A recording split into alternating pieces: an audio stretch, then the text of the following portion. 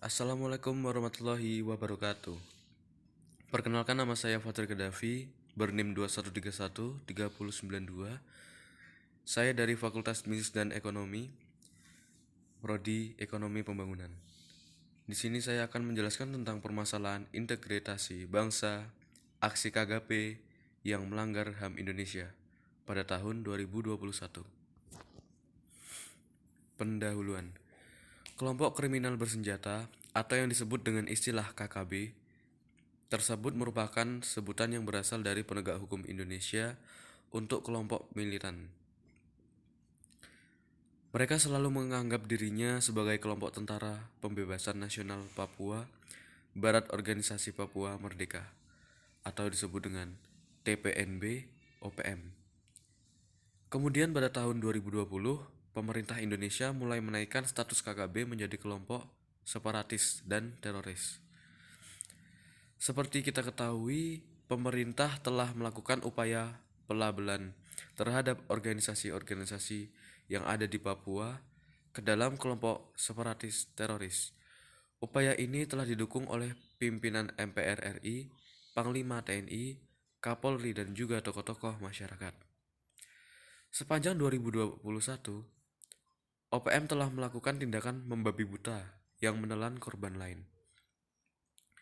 Temuan dari LINI mengemukakan terdapat 4 sumber konflik di Papua, yaitu marginalisasi penduduk asli Papua, kegagalan pembangunan, pelanggaran HAM, dan kekerasan militer dan proses integrasi Papua di Indonesia yang bermasalah. Di rumusan masalah ini, apa kebijakan dan upaya yang dilakukan pemerintah Presiden Jokowi dalam mengatasi tindakan kekerasan yang dilakukan oleh KKB di Papua? Pembahasannya, kebijakan yang dilakukan pemerintah Indonesia. Yang kedua, otonomi khusus Provinsi Papua, OTSUS, dan dialog damai. Di kesimpulan ini, kelompok kriminal bersenjata atau yang disebut KKB telah dinaikkan status oleh pemerintah menjadi kelompok separatis dan teroris, disebabkan tindakan kekerasan yang dilakukan membabi buta oleh KKB atau KST sudah memakan banyak korban seperti dari anggota militer, nakes, bahkan masyarakat sipil.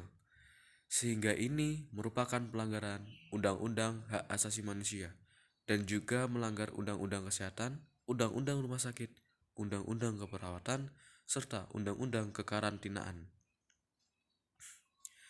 Kemudian dalam persoalan ini, untuk melindungi, menegakkan, dan memajukan HAM, pemerintah memiliki tanggung jawab yang besar untuk memajuan serta melindungi hak asasi manusia dan untuk mengamankan hak asasi setiap warga negara tanpa diskriminasi, dan mengurangi tanggung jawab ini untuk alasan politik, ekonomi, dan budaya. Akuntabilitas pemerintah merupakan asas inti dan wujud asas tersebut dapat berfungsi sebagai pedoman berpikir dan bertindak. Sementara itu, berbagai upaya yang telah dilakukan dan diambil oleh pemerintah tidak berhasil seperti OTSUS, di mana OTSUS ini tidak berjalan secara efisien.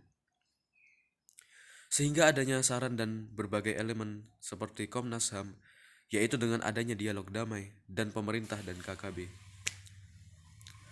Namun dalam hal ini juga KKB tidak mau berdialog dan merasa bahwa jabatannya lebih tinggi dari kepala daerah atau staf pemerintah.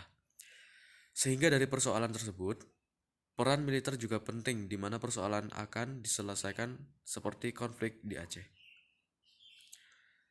Dengan menunjung nilai-nilai kemanusiaan sesuai pernyataan Jenderal TNI Andika Perkasa.